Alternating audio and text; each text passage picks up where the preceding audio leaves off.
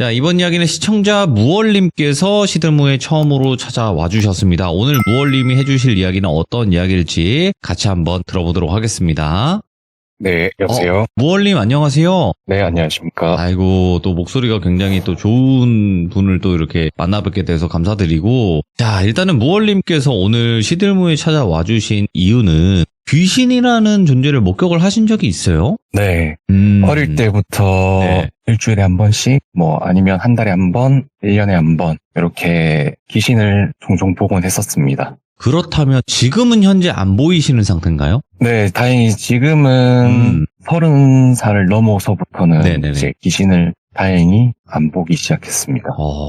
굉장히 그때는 누구한테 말을 해도 사실 막 공감을 해준다거나 그거를 같이 이야기를 해준다거나 그러신 분들이 많이 적었을 것 같은데, 자, 그러면 오늘 편안하게 그때 봤던 것들 이야기 들려주시면 될 것 같습니다. 그럼 준비하신 이야기 바로 시작해 주시면 됩니다.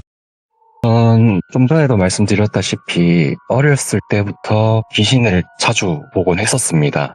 그러다 보니까 그러면 내가 처음으로 본 귀신은 언제일까라는 그러니까요. 생각을 하게 됐었어요. 예. 한 초등학교 좀 넘어가서부터. 그래서 곰곰이 생각해보니까 이때가 내가 기억하고 있는, 인지하고 있는 첫 귀신이구나라는 기억을 하게 되었는데, 우선 그 얘기부터 시작할까 합니다. 5살 때 저희 아버지가 이제 교통사고를 당하시면서 네. 병원에 한 3개월, 4개월 정도 입원을 하시게 된 일이 있었어요.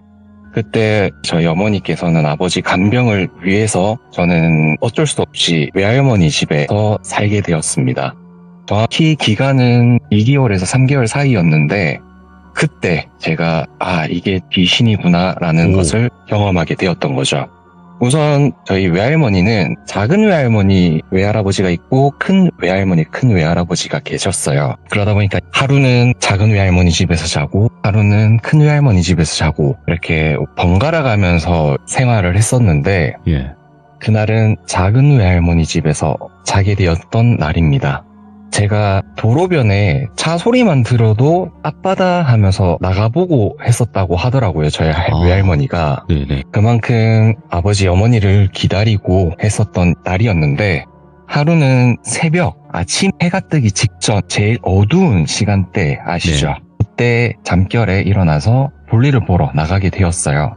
근데 시골 마을이다 보니까 시골은 변소라고 하거든요. 그 변소가 집 안에 있는 게 아니라 대문 바깥에 논 앞에 있었거든요. 그래서 이제 작은 외할머니는 위험하니까 안에서 볼일 보지 말고 변소 옆에 담벼락 앞에서 볼일을 보라라고 했었는데, 그날 어둡고 하다 보니까 그냥 어렴풋이 여기가 돌담이구나 하고 볼일을 보게 되었죠. 예? 볼일을 다 보고 뒤를 돌아보았는데 변소 앞이 논이었거든요. 그 논두렁에 엄마가 서서 이리 오라고 손짓을 하더라고요. 뭐야, 예. 근데 제 기억에는 엄마였어요. 그래서 엄마 하면서 따라갔죠. 근데 그 순간부터 기억이 없습니다. 예. 그러다가 한참 시간이 지난 듯해요. 왜냐하면 정신을 차렸을 땐 이미 주변이 해가 다 뜨고 날이 밝아왔기 때문이죠. 정신을 차리고 보니까 제가 있었던 위치가 시골 마을에서도 차로 한 10분 이상을 가야지 도착할 수 있는 옆 동네에 있었더라고요. 귀신이 홀린 거죠, 쉽게 말해서. 근데 얼떨한 그 상황에서 이거 큰일 났다, 길 잃어버렸다, 집 잃어버렸다, 이래 돼서 하염없이 돌아다니다가 그 동네에 사시던 어르신 덕분에 자전거를 타고, 저를 알고 있었던 어르신이셔서 그 어르신의 자전거를 타고 집으로 돌아올 수 있게 됐었어요. 이게 제가 기억하고 있는 첫 귀신이더라고요. 두 번째로 본격적으로 말씀드리고 싶은 이야기는 중학교 때 일입니다. 초등학교 졸업 후에 제가 다른 지역으로 이사를 가게 되었었어요. 졸업하고 나서 바로 이사를 가야 됐었는데 이게 시기가 맞지 않다 보니까 어쩔 수 없이 그 지역에 사시는 큰어머니 댁에서 제가 등하교를 한 달 가까이 했었거든요. 그러다가 이사 가기로 했던 집에 살던 분들이 나가시고 저희가 이사를 할 수 있게 되었죠. 근데 그 집이 보니까 제가 다니는 중학교 바로 앞이더라고요. 집 대문하고 학교 정문이랑 50m도 안 되는 정말 가까운 거리 바로 앞에 있는 집이었는데, 그 주택 2층에 제가 이사를 가게 되었었어요. 이사 첫날부터 바위에 눌리기 시작하더라고요. 하고 있는데 벽을 통해서 갖은 소음이 들리기 시작했었어요. 남자 여자가 싸우는 소리, 그릇 깨지는 소리, 차 클락션 소리. 정말 공통점이 하나도 없는 정말 다양한 갖가지의 소음들이 들리기 시작하더라고요. 그 소리에 제가 잠에 깼는데 가위에 눌려있던 거죠. 그 가위에 눌린 상황에서 침대 바로 옆에 옷장이 있었거든요. 그 옷장 위에 밤에 고양이 눈 보면 약간 야광처럼 보이잖아요. 밝게. 그 고양이 눈 같은 게 보이더라고요. 검은색에 눈만 밝게 해서 이렇게 보이는데 이게 정신을 차리고 자세히 들여다보니까 사람이더라고요. 굉장히 그 눈빛이 소름이 돋았는데 억지로 가위를 풀었어요. 정신을 차리고 또 가위 눌리신 분들은 아시겠지만 이걸 예. 억지로 풀게 되면 좀 몸이 녹초가 되잖아요. 엄청 힘들죠. 몸에 힘이 정말 잔뜩 들어가다 보니까 바로 기절하듯이 쓰러져 다시 잠이 들었습니다. 그렇게 둘째 날이 되었고 둘째 날에도 또 가위에 눌리더라고요.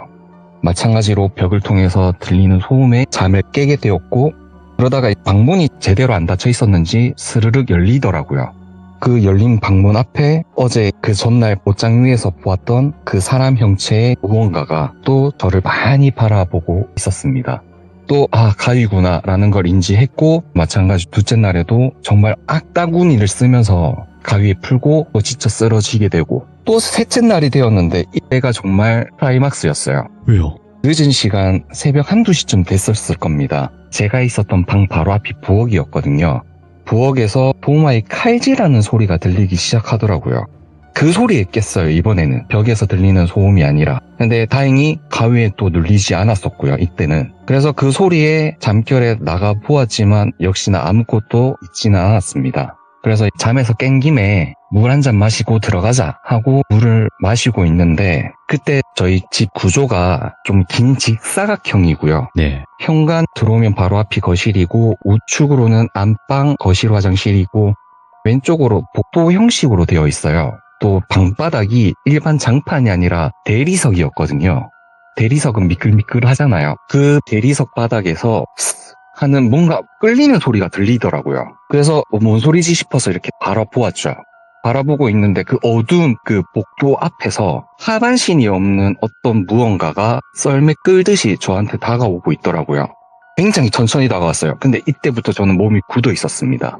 가위 눌린 듯이 완전 얼어붙어 있었는데 천천히 다가온 그 무언가가 천천히 고개를 들어 올리는데 혹시 그 일본 공포 만화 작가 중에 이토준지라고 아시죠? 알죠. 네, 굉장히 유명한 작가분이신데 그 작가의 작품 중에 소용돌이라는 작품이 있어요. 만화가. 제일 잘 알죠. 예. 그 만화처럼 눈, 코, 입이 소용돌이 쳐져 있더라고요. 그 소용돌이 쳐져 있는 이목구비 중에서 입이 굉장히 소름 끼치게 웃고 있더라고요. 예.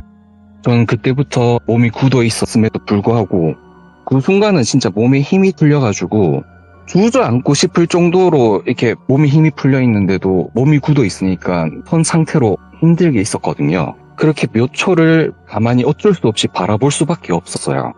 그러다가 다행스럽게도 사라지면서 몸에 힘이 돌아오기 시작하면서 주저앉았는데 진짜 온몸이 땀으로 범벅이 돼 있었거든요.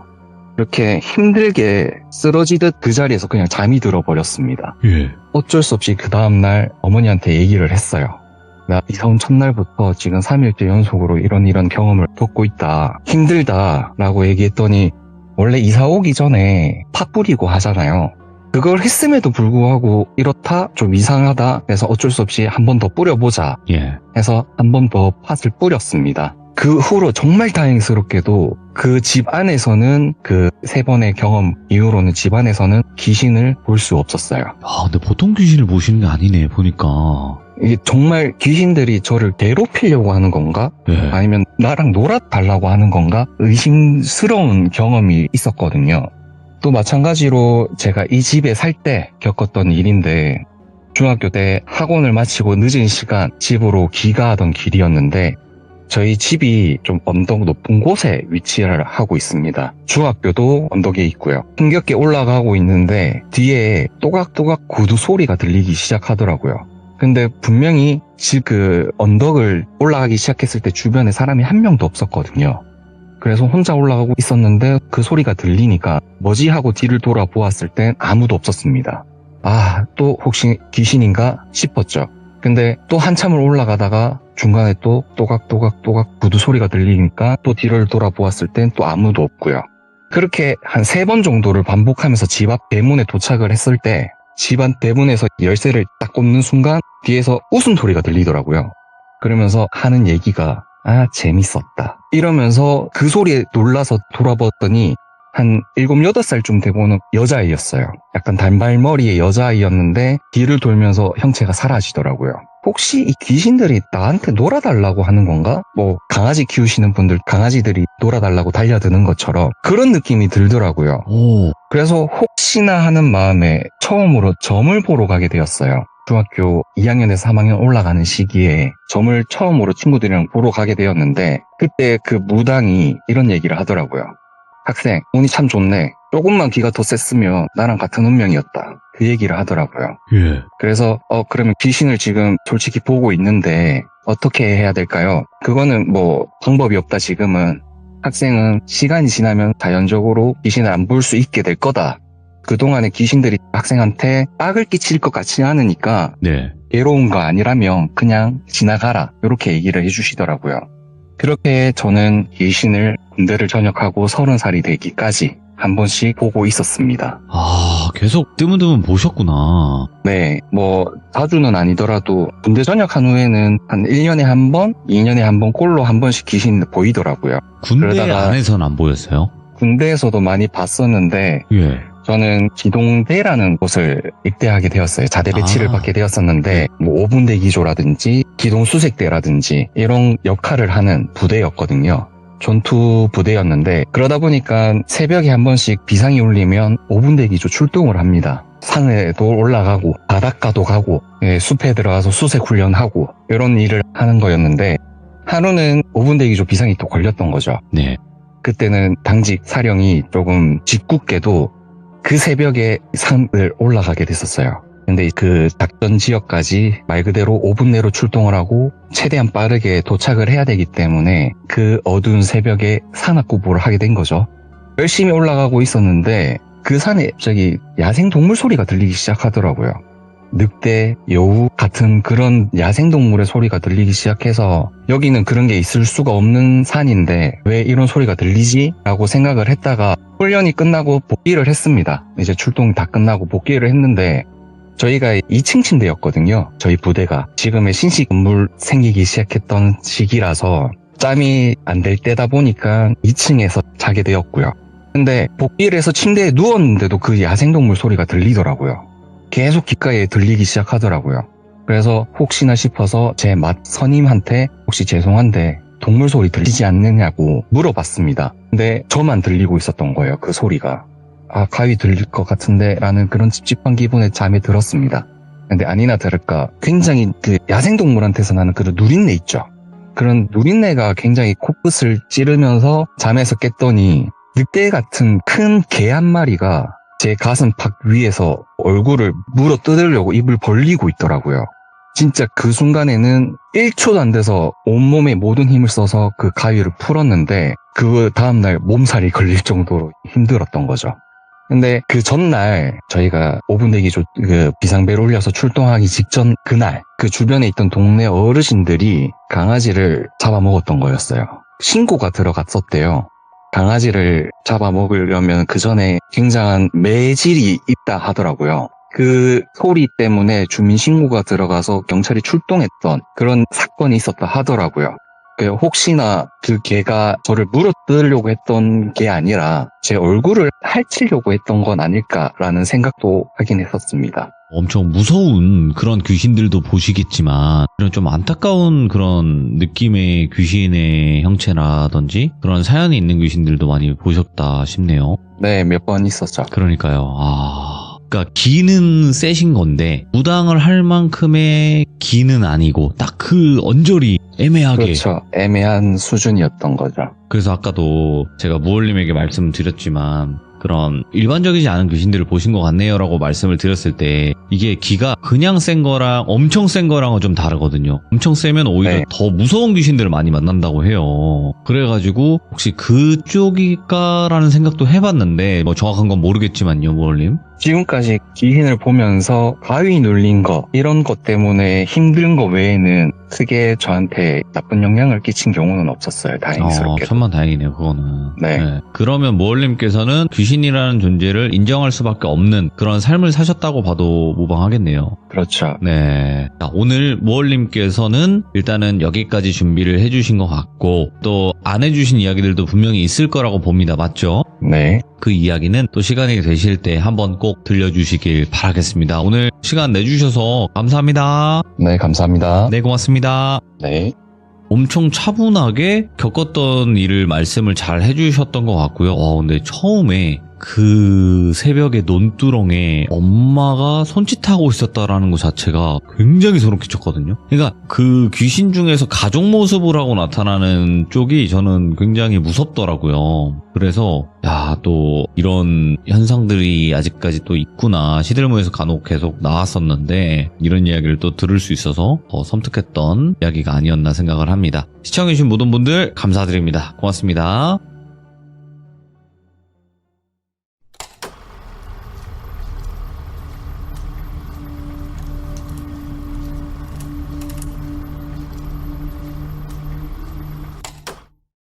자, 이번 이야기는 시청자 무얼님께서 이야기를 들려주실 겁니다. 오늘 무얼님께서 들려주실 이야기는 첫 번째 이야기에서 굉장히 귀신을 많이 목격을 하셨던 분인 것 같아요, 살면서. 그래서 여러 가지 이야기들을 옴니버스 형태로 들려주셨는데 오늘도 그렇게 되지 않을까 생각을 합니다. 그래서 어떤 이야기일지 같이 한번 들어보도록 할게요. 네, 여보세요?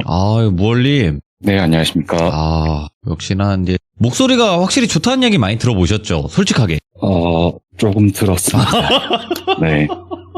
안 들을 수 없는 목소리죠. 네. 자, 오늘 무얼님 찾아와 주셔서 감사합니다. 네. 네. 자, 일단은 첫 번째 이야기는 이제 귀신을 봐왔던 순서대로의 이야기를 좀 들려주셨어요, 저번에. 네. 네. 오늘은 어떤 이야기부터 시작이 될까요? 오늘도 지금까지 제가 겪었던 네. 그런 이야기들을 한 4가지 정도 준비를 해왔습니다. 알겠습니다. 자, 그러면 도대체 어떤 귀신들을 봐오셨는지 같이 한번 들어보도록 하겠습니다. 렛츠고!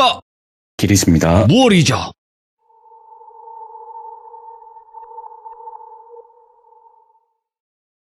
우선 오늘 들려드릴 첫 번째, 두 번째 이야기는 고등학교 2학년 1학기 때 겪었던 일이에요. 제가 고등학교 당시엔 우등생 반이라고 해서 심화 수업을 하는 반이 있었습니다. 부등생? 전 몰라요. 그거. 네. 그러니까 이과, 문과 나뉘어져 있으면은 1학년 때 성적을 기준으로 해가지고 전교 50등 안에 들어가는 학생들을 대상으로 해서 정규 수업 후에 야간 자율학습이라는 게 있었잖아요. 네. 그 따로 시간에- 애들 모아서 하는 거? 네, 저희 전교 안에 들어가는 애들만 따로 심화 수업하는 네. 그런 게 있었는데 1학년 때 성적이 좀 좋게 나와서 다행히 2학년 때 제가 우등생 반에 들어가게 되었었습니다. 아이고야, 예.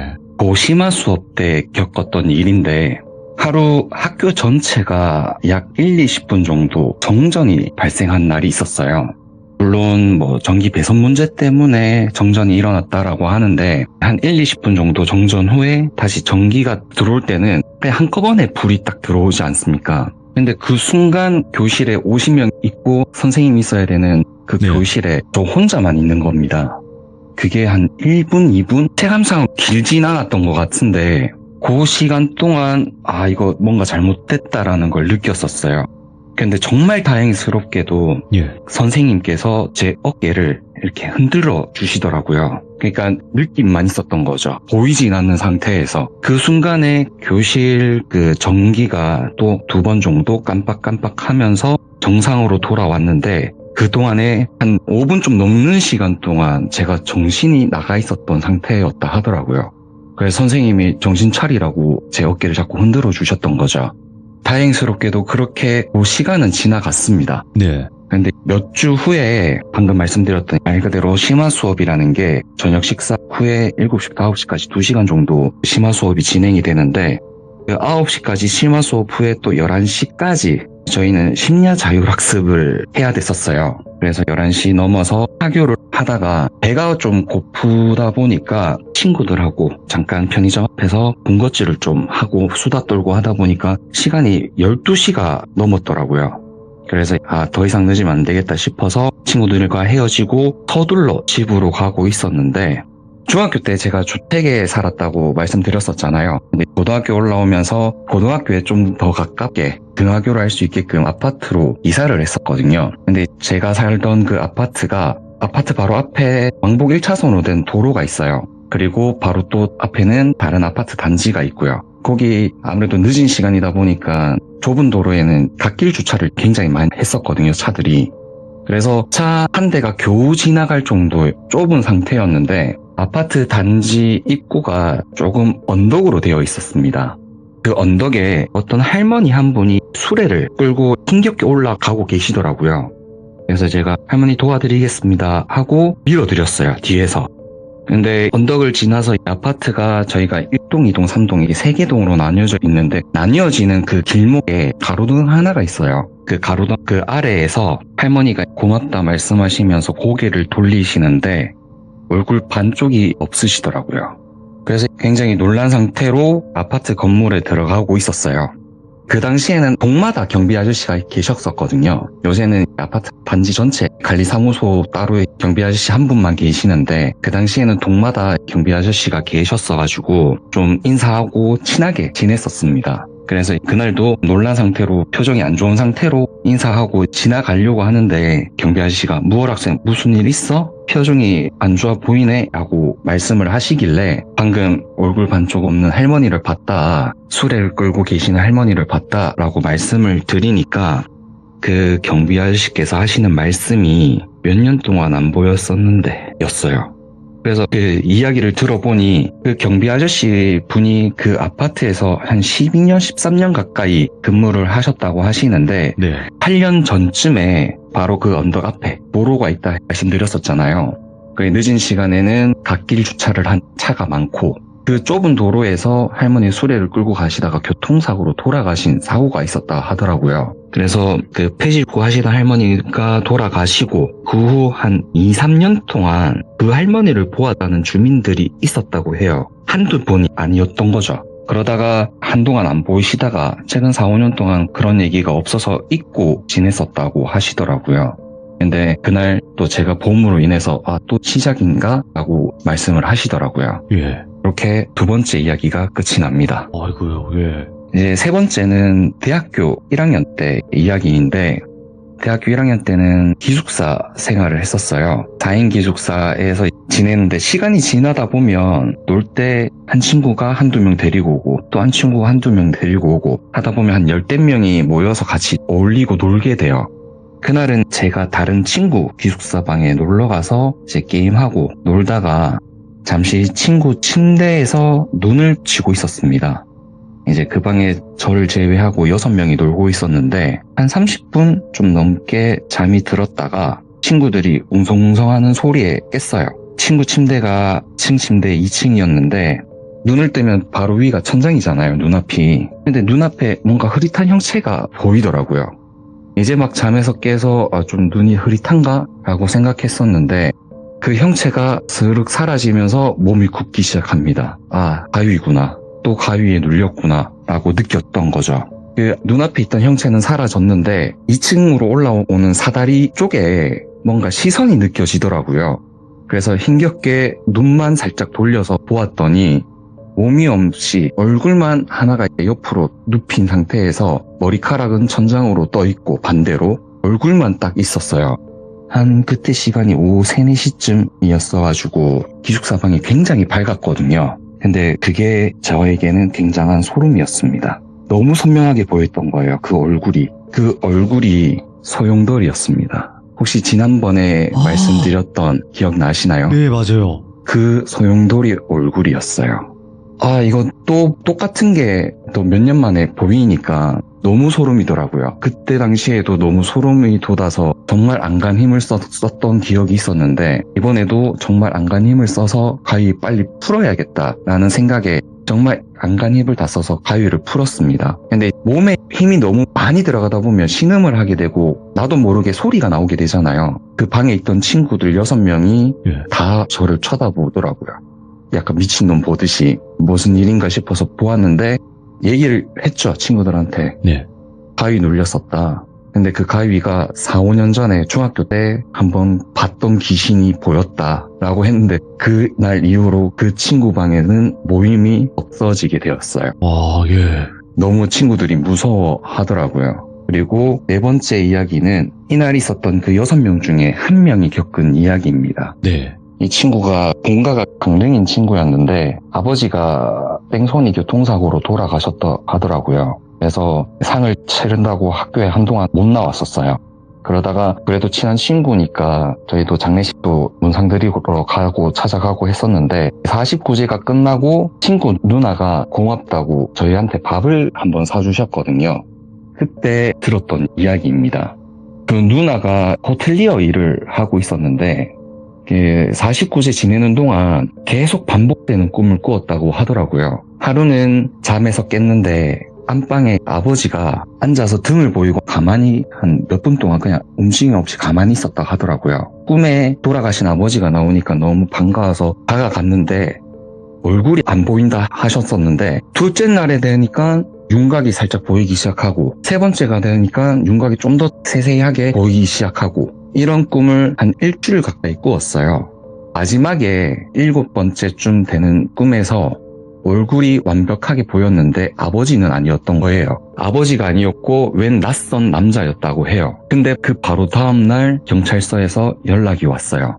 뺑소니범 잡았다고. 그래서 경찰서를 찾아갔더니 그 꿈에 보였던 그 낯선 남자가 범인이었더라고요. 그래서 그 누나가 밥을 사주시면서 이런 신기한 일을 겪었다라고 말씀을 해주신 게 기억이 나서 오늘 이렇게 이야기를 들려드렸습니다. 이제 마지막 이야기는 지난번에도 마지막 이야기가 군대 때 이야기였던 걸로 기억을 하는데 오늘도 마지막 마무리는 군대에 있을 때 겪은 이야기가 될 것 같네요. 제 닉네임이 무얼이잖아요. 무얼을 생각한 것이 바로 무얼광 치약식이라는 게 군대에 있을 때 알게 된 용어에서 생각을 한 겁니다. 제가 있었던 부대는 5분대기조, 기동수색대, 해양기동타격대, 위명근무조, 마지막 해양경계근무조로 나뉘어 있어가지고 이게 돌아가면서 훈련 및 임무 수행을 하게 되어 있어요. 근데 이 해양경계근무는 한 달에 한 번, 여름에는 짧게는 한 1주 정도, 겨울에는 길게 2주 정도, 무월광 치약식이라는 이 시기에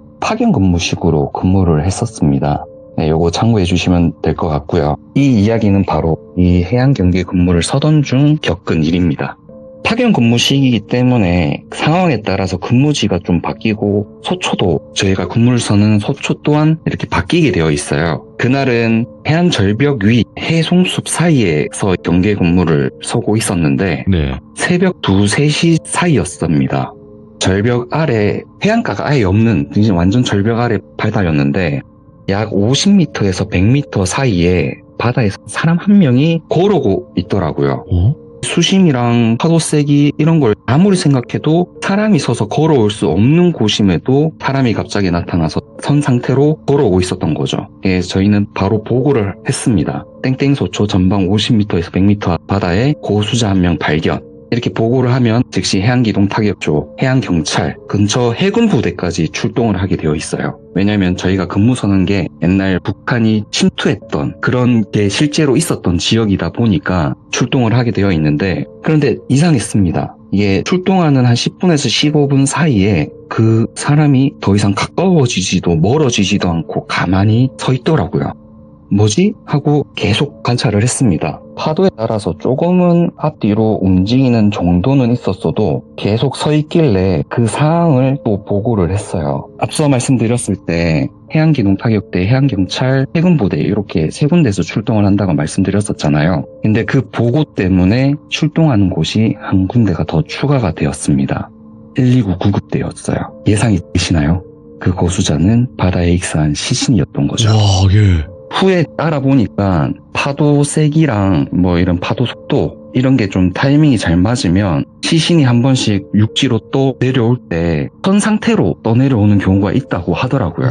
예. 근데 저희는 그 새벽 2, 3시 그 사이에 그 경계 근무를 서고 있다가 그걸 발견했었으니까 처음에는 사람이었던 걸로 보였지만 알고 보니 시신이었더라는 그 사실이 굉장히 오싹하더라고요. 예. 네, 오늘 이렇게 마무리하는 걸로 하겠습니다. 와, 아니 근데 그 시신이 무얼님한테 이제 목격이 된 거잖아요. 나 좀 건져줘 이런 느낌일 수도 있겠네요. 그럴 수도 있고 네. 서서 가만히 바다에 떠 있는 것처럼 이렇게 서 있다라고 마지막 보고를 했을 때 네.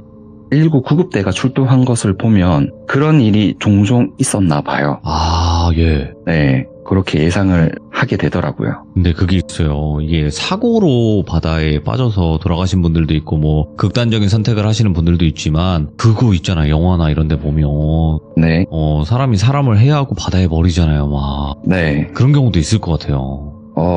근데 보통 그런 경우에는 떠오르지 못하게 좀 그치. 무게추를 하고 바다에 뭐 이삭시키는 네. 거니까 그런 시신은 잘 없을 것 같습니다. 야, 그래도 오늘 무얼님께서 여러 가지 이야기들을 들려주시긴 했지만 정말 또 설명을 잘 해주시니까 저희는 정말 진짜 이분은 이런 귀신을 목격을 했고 이런 느낌이었겠구나 이거를 간접적으로 너무나 잘 알 수 있었던 이야기였던 것 같고요. 그리고 무얼님께 한 가지 여쭤보고 싶은 게 귀신을 많이 보셨으면 아무래도 정신적인 타격이 굉장히 크셨을 거라고 생각을 하는데 그거를 조금 잘 컨트롤할 수 있었던 그런 노하우가 있었나요? 나름의? 제 성격이 그 귀신을 보는 순간에는 스트레스를 좀 받을 수 있어도 시간이 지나면 신경을 안 쓰는 성격이라 가지고 네. 그래서 뭐 학창 시절 당시에도 주변 친구들한테 그렇게 크게 안 들키고 지낼 수 있었던 것 같습니다. 알겠습니다. 너무 또 마지막 질문 답변까지 주셔서 감사드리고 자 오늘 무얼님께서 해주신 또 소름 끼치는 이야기들 감사드립니다. 너무 고마워요. 네. 시청자 봉다리님께서 들려주실 이야기입니다. 오늘 해주실 이야기는 누구에게도 말하지 못하고 그리고 와이프 분에게도 아직까지도 공개를 못한 어떤 비밀에 관련된 이야기인데 이번 이야기는 아마 들으시는 분들에게도 다시 한번 자신을 되돌아볼 수 있는 그런 이야기가 될 것 같습니다. 그리고 원한 업에 관련된 이야기입니다. 예, 여보세요? 네, 봉다리님 안녕하세요.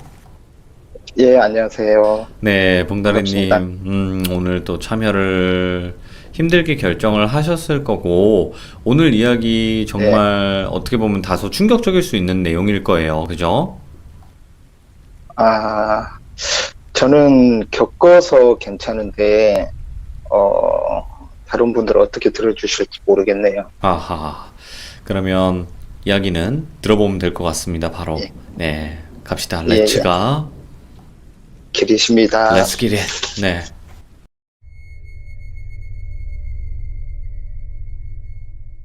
제가 먼저 이 얘기를 하기 전에 제가 이제 출생의 배경이 조금 있거든요. 네네.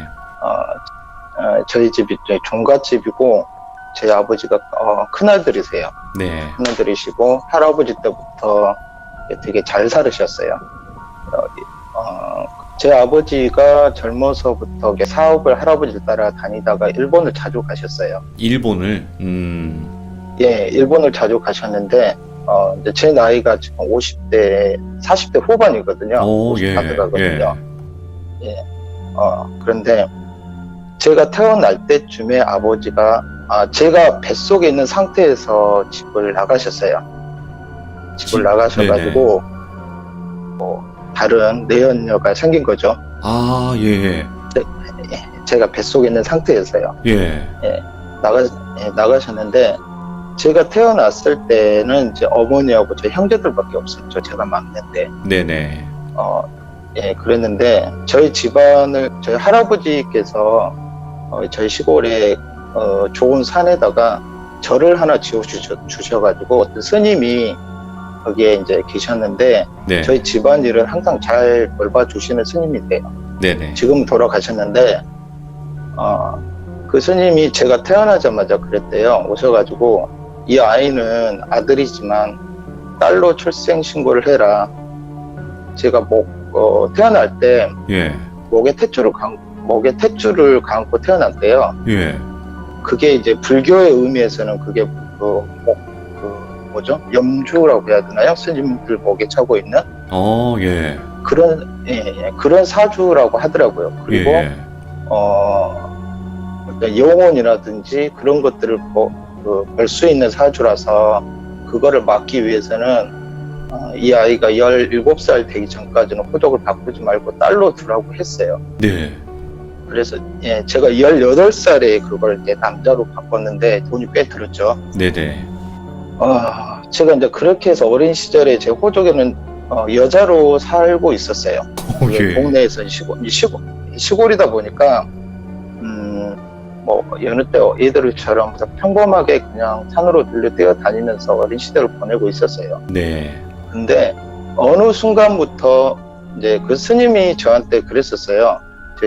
제 어머니한테 완전히 막지는 못할 것이다. 네. 완전히 막지는 못하지만 그래도 어느 정도 누를 수는 있으니까 잘 봐라 했었어요. 네. 근데 제가 어느 순간부터 어떤 존재를 감지하기 시작을 하게 됐는데 그때가 이제 초등학교 2, 3학년쯤 될 거예요. 예. 동네 친구들하고 좀 전에 제 앞에 얘기하신 그분처럼 저희들도 시골에 뛰어다니다 보면 꼬맹이들이 보통 묘들이라든지 어떤 공동묘지 아니면 뭐 그런 데를 많이 뛰어다니고 놀아요. 아무 꺼리낌 없이. 저희들도 그렇게 놀았었어요. 그리고 그때가 모내기철이었어요. 여자애들, 남자애들 6명이서 우르르 몰려다니면서 모내기를 하고 있는 반 옆에가 공동묘지가 있었어요. 예. 근데 거기에서 보면 산딸기가 들에도 많이 있지만 유난히 그곳에 산딸기가 탐스럽고 컸어요. 맛도 그래서 있고. 애들이 되게 맛있고 그러다 보니까 친구들이 거기를 가기는 꺼림직하지만 그래도 제가 친구들 중에서는 조금 리더격 이렇게 끌고 다니다 보니까 야 가자. 엄마 아빠 너네 엄마 아빠 저 앞에서 뭐 모내기하는데 뭐가 무서워 그러면 다 따라가는 거예요. 따라가서 그날은 해도 좋고 정말 구름 한 점 없고 정말 좋았어요. 네. 좋아가지고 딸기를 애들이 다 땄어요. 손에 한 움큼씩 따서 한 곳에 다 모으는 겁니다. 네. 모아서 이렇게 나누는 거예요. 조금씩 나눠서 먹고 나누려고 6명이 둥그렇게 앉았어요. 어느 묘 앞에서. 예. 그런데 그날 느낌이 이상했던 게 뭐냐면 6명이 아니고 우리 친구들이 더 있다는 느낌을 저는 받았어요. 예. 뭔가 느낌이 조금 뭐가 안 좋다라는 느낌도 아니고 나쁜 건 아닌데 사람은 더 있다라는 느낌을 했었어요. 그래서 네. 이제 그 산딸기를 모아서 하나씩 손에다 쥐어주는데 제가 6명이니까 하나 주면 제가 마지막에 손을 잡잖아요. 네. 근데 6명한테 제가 나눠주고 있는 거예요. 그럼 저 포함 7명이잖아요. 예. 그러니까 손이 하나 더 와 있었어요. 오, 예. 근데 그걸 인식을 못하고 하나 이렇게 나눠주는데 친구들은 그걸 전혀 인지를 못했어요. 예. 근데 저하고 그 친구들 중에서 제일 베프라는 친구가 있는데 그 친구가 저한테 그러는 거예요. 예. 야, 왜 딸기를 땅바닥에 버려? 저한테 그러는 거예요. 오, 예. 무슨 소리야? 나누고 있는데 그러니까 너 계속 땅바닥에 버리잖아. 그러는 거예요. 그래가지고 그때 제가 깜짝 놀래가지고 옆에를 바로 봤어요. 네. 맨 마지막에 나눠줬을 손을 보니까 그 손이 유난히 시골에서 애들 놀다 보면 꼬질꼬질 하잖아요. 아, 깨지지하지. 꼬질꼬질한데 그 손은 깨지지한 게 아니고 피부색이 뭐라고 해야 되지? 검은색으로 점점 변해가고 있는 색깔이 있잖아요. 예. 손톱도 까맣고 검은색이고 흙놀이 하면 예.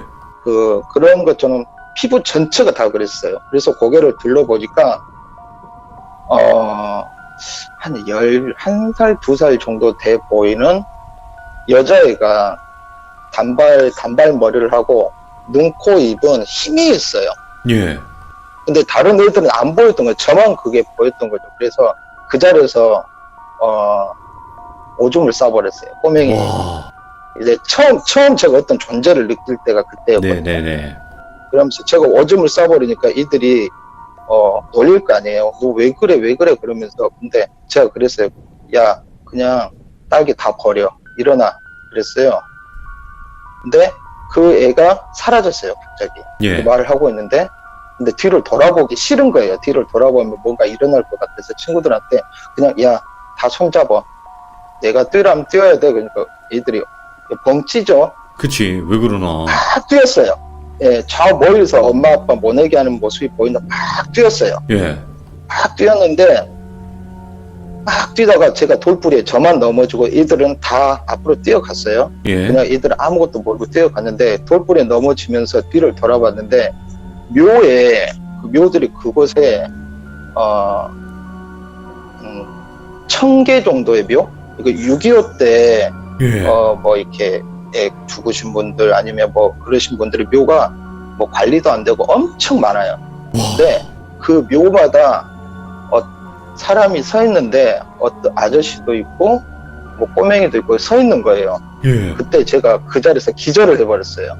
예. 그 자리에서 기절을 하고 눈을 뜨니까 이제 초저녁이고 어머니가 저를 데리고 와서 마루에 눕혀놓고 너 왜 그러냐고 하면서 깨웠어요. 그랬는데 네네. 제가 그때 한 3일 정도 말을 못했어요. 뭐 학교도 못 가고 말을 못하고 이러고 있다가 제 어머니가 그러더라고요. 너 뭐가 보여? 뭐가 보여? 그러는 거예요. 그러니까 이거를 말하면 안 될 것 같다는 어린 마음에 아니 하면서 고개만 돌렸어요. 말을 네. 못하고 너 뭐 보이면 꼭 얘기해야 돼? 그랬어요. 그리고 나서 그 후로 제가 무언가 존재들을 느끼기 시작해요. 주변에. 예, 쉽게 말해서 운동의 날 시골에서 운동회 하면 막 이렇게 하잖아요. 네. 그러면 그 달리기를 하면 6명이서 달리면 뭐 4명이서 달리면 꼭 하나씩 더 끼는 거예요. 그런 어떤 그런 존재감들을 느끼기 시작을 했었어요. 예. 그런데 이제 저의 집안의 어떤 시작이 그게 시작이라고 해야 되나? 그 시발점이 제가 중학교 1학년 때였어요. 네. 쭉 그걸 보면서 느끼면서 크다가 제 형이 있거든요. 저하고 2살 차이 형. 네네. 저 형이 있는데 형하고 그날 가을이었어요. 가을 밤이었고 한 추석이 지났으니까 10월쯤 됐을 겁니다. 그 안방에서 저희 집에서 엄마하고 저하고 형하고 같이 저녁을 먹고 있었습니다. 집 구조가 저렇게 생겼는데 안방이라는 곳에서 그러니까 집은 되게 큰데 형하고 저밖에 없다 보니까 자식이 없다 보니까 엄마는 방에 있었어요. 네. 3명만 방에서 있고 나머지는 다 불을 꺼놓고 뭐 그랬었는데 이제 가을 되니까 해가 좀 일찍 떨어지잖아요. 네네. 일찍 떨어지는데 밥상을 차려서 형하고 엄마하고 저하고 이렇게 밥을 먹으려고 했는데 엄마가 저한테 그러는 거야. 국자를 안 가져왔다 그러는 거예요. 그러니까 나보고 막둥아 국자 좀 가져와라 그러더라고요. 네. 그래서 안방하고 전 부엌 1이라고 있는데 그쪽으로 제가 마루를 통해서 내려갔어요. 네. 신발을 신고 부엌에 가서 국자를 들고 마루 앞에 섰어요. 다시 신발을 벗으려고 섰는데 저 왼쪽에 보면 위쪽에 보면 부엌 2라고 써져 있는 곳 있잖아요. 예, 거기가 창고방하고 방 사이에 그냥 빈 공간이에요. 뭐 네. 이것저것 쌓아놓고 마루 끝이죠. 마루 끝인데 안방에 불은 켜놨기 때문에 그래도 그 마루까지는 불이 좀 비추는데 그쪽은 굉장히 어두워요. 원래 예. 낮에도 거기가 어둡고 저희 집이 원래 일본 그 군인들이 왔다가 한국 그 기와집을 일본식으로 좀 바꿨대요. 예전에 그 집을 다시 우리가 사서 들어간 거거든요. 예. 그래서 일본식 비슷하게 돼 있어요. 어떤 구조나 어떤 그런 건축물들이. 근데 그 앞에 뭐가 검은 그림자 모습이 어떤 사람 형태가 서 있는 거예요. 근데 예. 제가 안방을 보고 있는데 옆눈 왼쪽으로 살짝 봤거든요. 살짝 뭔가 느껴져서 봤더니 그 자리에서 제가 멎어버렸어요. 예. 근데 뭐 때문에 제가 숨이 막힐 정도로 멎어버렸냐면 머리가 어깨까지 내려오고 머리가 산발이 됐었어요. 근데 이제 예. 어깨 정도 되고 눈이 없어요. 그러니까 그리고 코도 구멍밖에 없고 아래 턱이 없는 거예요. 예. 윈 이빨은 조금 보이고. 그러니까 시신이 어느 정도 시간이 되면 좀 부패된 것처럼 예. 한 부패 정도 그 정도로 된 모습이 얼굴은 그렇게 생겼는데 목이 정말 길어요. 얼마나 기냐면 예. 한 1m 정도? 몸까지 목하고 머리하고 몸통까지 길이가 1m 정도 됐을 거예요. 길어요. 우와. 가늘고요. 예. 가늘고 근데 옷은 어떻게 입었냐면 한국 옷은 아니에요.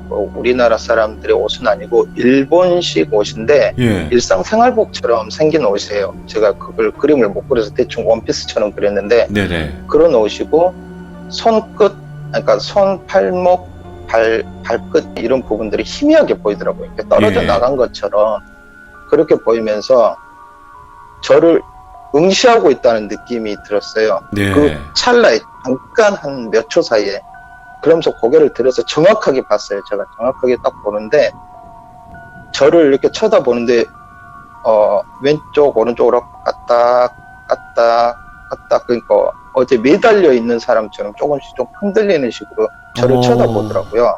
예.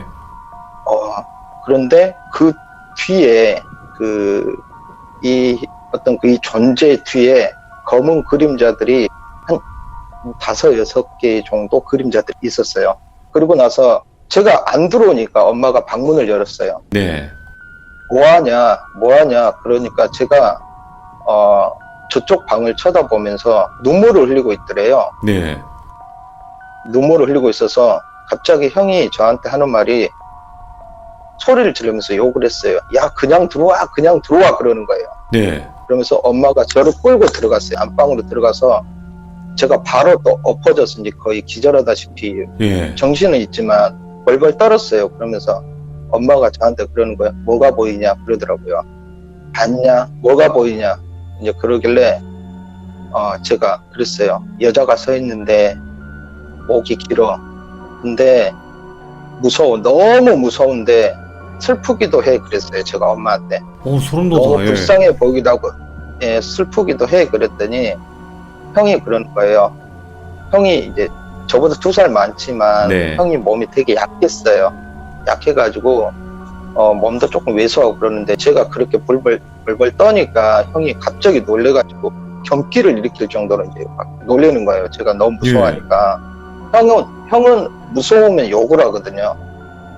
지금도 이제 그러는데 무서우면 네. 욕을 하는데 욕을 막 하면서 진짜 그 간질 환자처럼 누운 거예요. 저 어머니가 저를 보다가 형을 보다가 이제 답이 안 나오는 거죠. 그치. 그러다가 제가 정신을 차리고 형도 어느 정도 안정이 되니까 저 어머니가 그러더라. 밥상을 밀더니 물을 둘 다 마시게 하고 마시고 나서 형하고 저한테 그러더라고요. 지금 엄마가 갔다 올 테니까 절에 갔다 올 테니까 그때 당시에 핸드폰이 있었던 것도 아니고 네. 그러다 보니까 엄마가 직접 갔다 올 테니까 너네들 이 방에서 나오지 마. 그리고 절대 누가 불러도 대답도 하지 마. 아하. 우리가 올 때까지 문도 열어주지 마. 대문도 열어주지 마. 아무것도 열어주지 마. 그러더라고요. 그랬는데 그러니까 어머니는 뭔가를 준비해 놓은 사람처럼 행동을 했어요. 지금 이게 올 줄 나이가 들고 알았다. 생각을 해보면 뭔가 올 줄 알았다는 그거를 하고 방 문 앞에다가 쌀을 뿌려놓고 그 다음에 방에서 뭔가를 꺼내 잎사귀 같은 걸 막 뿌렸어요. 예. 뿌려놓고 나오지 마, 절대 대답하지 마 그랬어요. 근데 이제 저희 시골에서의 특징인지 모르겠지만 어려서부터 밤에 문 밖에서 누가 부르면 3번 이상 부를 때까지 대답을 하지 말라고 해요. 헛개비가 이렇게 부르는 거다. 네. 그런 게 있었는데 엄마가 갔다 오면 한 40분 정도 될 거니까 1시간 안 걸릴 거니까 그냥 있어라고 했어요. 네. 했는데 형하고 저하고 이제 부둥켜 안고 벌벌 떨고 있었어요. 엄마 올 때까지. 엄마 올 때가 있는데 엄마가 나가고 나서 한 10분 정도 있는데 뭐라고 소리가 밖에서 들리냐면요. 네. 헉 이러는 거예요. 뭐야. 헉 숨 막히는 사람들 숨 막힐 때 예. 그런 소리가 계속 들리는 거예요. 그런데 형도 그게 들리고 저도 들리는 거예요. 같이. 근데 동시에 같이 들어요. 그런데 헉 하더니 하는 말이 뭐라 그러냐면 옥화상 옥화상 이러는 거예요. 예. 그래서 컥컥컥 옥하상 그러더니 열어줘 목소리를 깔더니 열어줘봐 나 열어줘 들어갈게 열어줘 그러는데 형하고 저하고 이제 극도의 공포가 오니까 문을 나가고 싶은 거예요. 미쳤다 진짜. 문을 이거. 나가고 싶은데 예 그러다가 TV를 켰어요. TV를 켜고 소리를 낼 수 있는 건 다 켜고 우리가 할 수 있는 거는 방에서 최대한 소리를 내면서 저 소리를 안 듣고 싶은 거예요. 예. 근데 시골 문이라는 게 방문이라는 게 마루하고 연결된 문이라는 게 그 창호지 문 있잖아요. 맞아요. 제가 이제 나이가 있다 보니까 그 창호지 문이 뭐 이렇게 깔끔하게 다 붙어 있을 수도 있지만 우리들이 장난치면서 구멍도 내고 뭐 이렇게 하다 보면 구멍도 나고 그래요. 네. 근데 그 구멍 그 사이로 밖에 모습이 보이는 거예요. 네. 형은 그걸 못 보겠다 고개를 숙이고 있고 무서워서. 근데 제가 한편으로는 좀 그런 면에서는 무서워도 하지만 겁은 좀 나지만 그래도 뭔가는 보고 싶은 거예요. 그래서 네. 그 문틈 사이로 가까이 가면 뭔가 튀어나올 것 같아서 멀찍이 한 1m 정도 사이를 두고 쳐다봤어요. 쳐다봤는데 분명히 밖에 사람이 서 있는 걸 맞아요. 마루 네. 위에. 마루 위에 사람이 서 있는데 사람이 서 있으면 머리는 위에 있는 게 당연하죠. 네. 근데 문틈으로 보고 있는데 몸은 그대로 있는데 머리만 쓱 내려오는 거예요. 목이 길다고 했잖아요. 예. 그 저하고 눈이 딱 마주쳤어요. 와 대박이다. 그러면서 하는 말이 가사 이러는 거예요. 지금도 우와. 이때 생각하면 소름이 드는데 제가 그때 뒤로 물러나면서 밥상을 엎고 이제 그 그릇을 깨지면서 손을 뱄어요. 지금도 그 흉포가 있는데 우와. 그랬어요. 그 형은 소리 지르고 난리가 났죠. 그러면서 괜찮아 형 괜찮아 문만 안 열리면 돼 문만 안 열리면 되는데 이상하게 문은 못 들어오더라고요. 예. 그러면서 그렇게 계속 밖에서 그런 소리가 계속 들리다가 어느 순간에 조용해졌어요. 근데 예. 시골 분들은 아실 거예요. 가을날 10월 달쯤 되면 시골에서는 풀벌레 소리가 귀뚜라미 소리가 굉장히 많이 나요. 예. 근데 귀뚜라미 소리도 안 나요. 완전히 정적 상태 있잖아요. 예. 완전히 정적 상태. 암실에 있는 것처럼 아무 소리가 안 나고 심지어 형이 옆에 있는 그 숨소리만 들리는 거예요. 근데 저희 집은 고양이도 키우고요. 개도 키우고 돼지도 키우고 닭도 키워서 무슨 뭐 낌새만 있으면 개도 짖고 우리 집 개가 짖으면 앞집 개가 짖고 옆집 동네 개가 밤에 한밤중에 다 짖고 난리 나요. 예. 원래 그래요. 시골이라는 동네가. 근데 동네 자체가 완전 고요한 거예요. 지금 들리는 거는 제가 밥상을 엎으면서 콘센트를 건드려가지고 TV도 꺼졌단 말이에요. 형하고 숨소리밖에 네네. 안 나요. 근데 저한테 밖에서 그러더라고요. 봉다리야, 엄마 왔어 그러는 거예요. 오. 봉다리야, 엄마 왔어 그러는데 형이 엄마 하고 문을 열 뻔했어요. 예. 형을 붙잡았어요. 하지 말라고. 방문 열고 들을 때까지 하지 말라고. 그래가지고 그때 제가 형을 맞고 나니까 또 조용한 거예요. 예. 근데 저희 집 개가 강아지가 개 큰 개인데 마루 밑에서 항상 잠을 자요. 근데 개의 이름이 호크였어요. 호크. 호크요? 예, 호크. 아 호쿠. 그때 당시에 TV 프로에 뭐 블랙호크라는 어떤 외국 프로가 있었어요. 아 독수리. 오. 예. 제가 이제 멋있게 짓는다고 호크라고 짓는데 예. 개 의지할 사람이 없다 보니까 호크야 그러고 하니까 개라도 짖으면 괜찮지 싶었어요. 예. 근데 걔가 짖지는 않고 끙끙대는 거 있잖아요. 깽깽 이러면서. 아니요. 그 깽깽은 아니고 끙끙대는 게 있어요. 꽁 하면서 끙끙대고. 예. 예. 그 소리만 들리는 거예요. 그러면서 이제 버텼어요. 도저히 안 되겠다. 이거 버틸 수밖에 없다. 그때 생각은 그랬어요. 제가 중학교 1학년인데 정말 무섭지만 버텨야 되는 생각밖에 안 들었어요. 그러더니 네. 어느 순간 갑자기 동네 개들이 짖고 난리 났어요. 짖고 나고 대문 열리는 소리가 들리고 그래도 안 나갔어요. 근데 엄마가 문을 열고 이제 그 스님이 안 계셨어요. 네네. 그날 스님이 안 계셔가지고 다른 스님 같이 온 스님이 있었어요. 그 주지 스님이 아니고 그 밑에서 이제 뭐 하시는 그 스님하고 같이 오셨더라고요. 그 다음에 보살님 여자분 한 분하고 네. 헐레벌떡 뛰어왔어요. 뛰어와가지고 방문을 열었어요. 열고 저를 이제 어머니 말로는 그래요. 저희들이 온갖 오물을 방에 있는 그 음식을 다 뒤집어 쓰고 콧물 눈물 짜면서 곧 죽어갈 사람처럼 보였대요. 이야. 네. 그랬는데 오시더니 하는 말씀이 스님이 그 말 하더라고요. 이제 얘기를 해야 될 거 아니냐 예. 얘기를 하더라고요. 근데 제가 엄마한테 물어봤어요. 엄마 얘기를 해. 뭔데? 그러는데 아직은 아니라고 얘기를 하더라고요. 그냥 네. 저희들이 삐뚤어질까봐 엇나갈까봐 엄마는 그 얘기를 못하고 있었던 거예요. 네네. 그러면 스님 오실 때까지 며칠간은 내가 이 집에다가 방진을 그냥 그때 기억 그대로 말씀드릴게요. 네.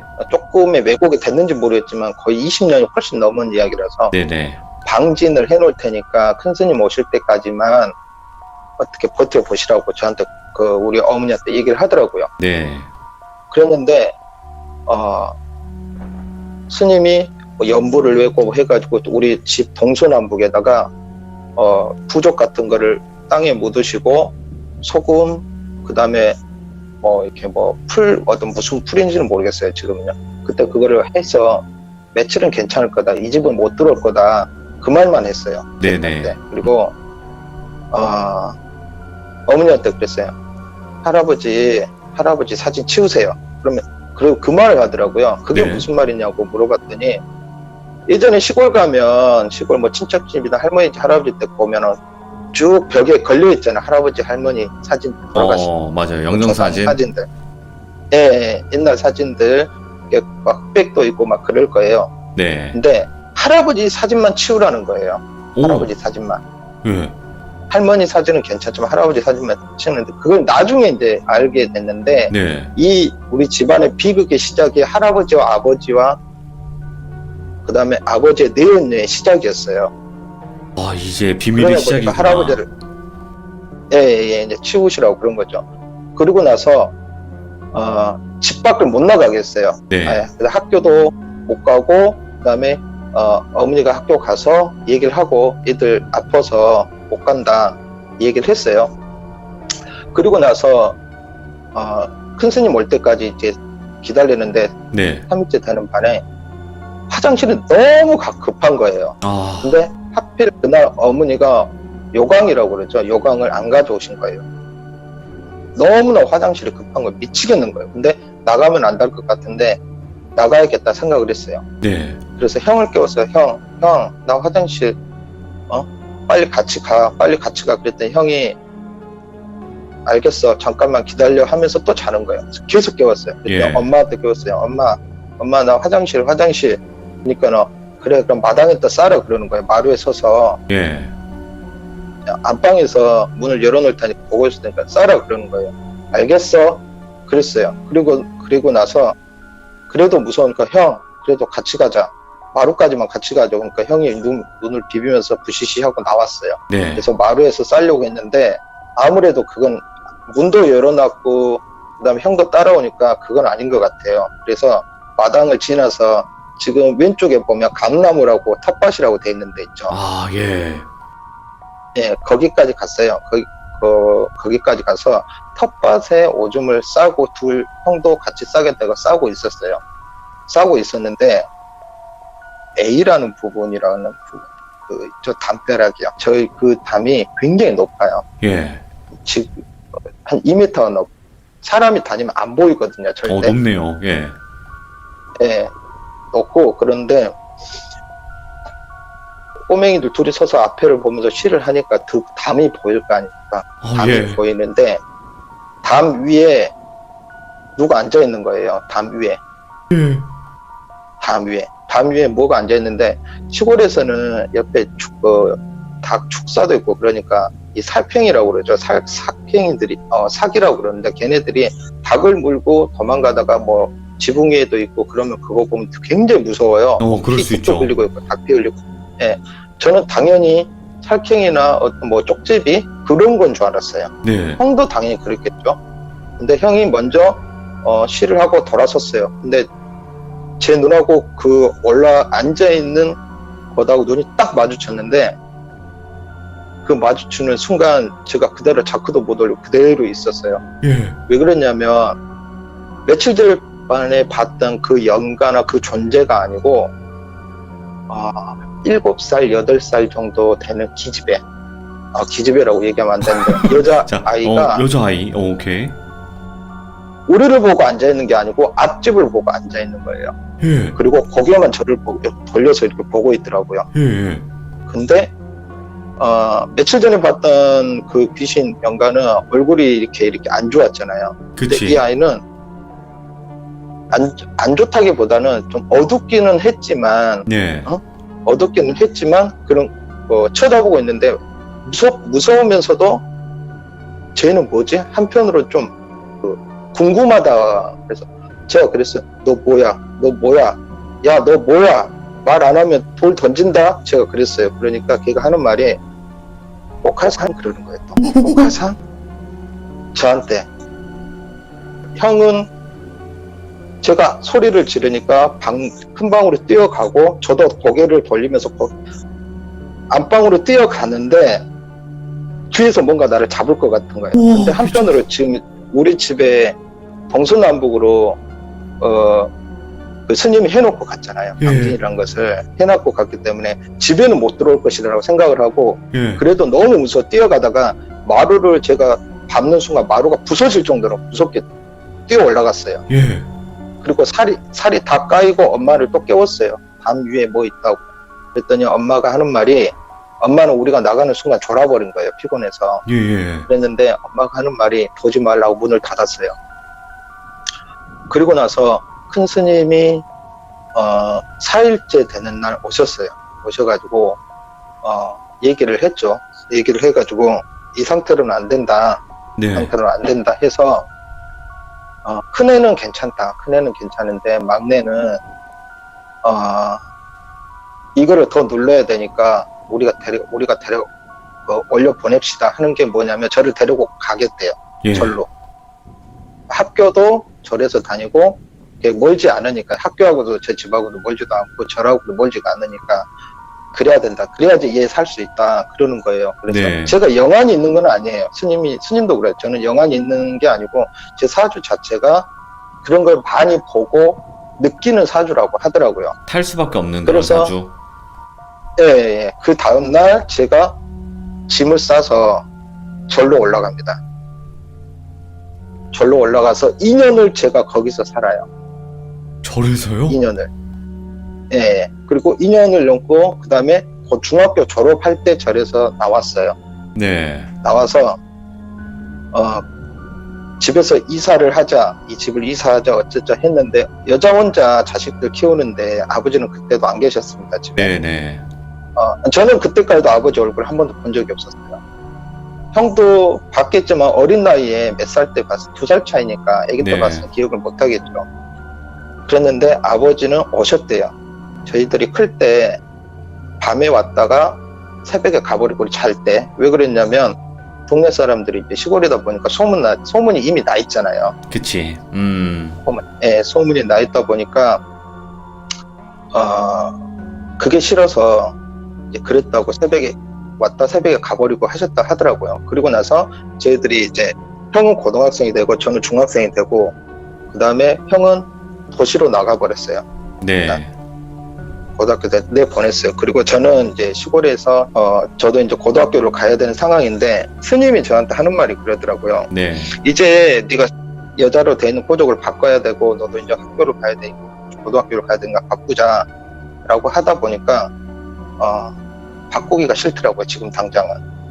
그래서 내가 고등학교 때 가서 바꾸겠다. 이거 문제 되지 않지 않냐. 뭐 군대도 아니고 뭐 다른 것도 아닌데 호적이 여자로 돼 있는 건데 그렇게 해서 그걸 넘겼어요. 그리고 나서 그 비극의 시작에 이 얘기를 듣게 되는 거죠. 오. 제가 어머니한테 이제 저도 이제 고등학교를 가니까 얘기를 해달라. 네네. 어머니한테 이제 얘기를 들었던 게 뭐냐면 저희 집안이 이제 잘 살고 했을 때 아버지가 사업을 하고 일본으로 왔다 갔다 하면서 사업을 했을 때 할아버지하고 네.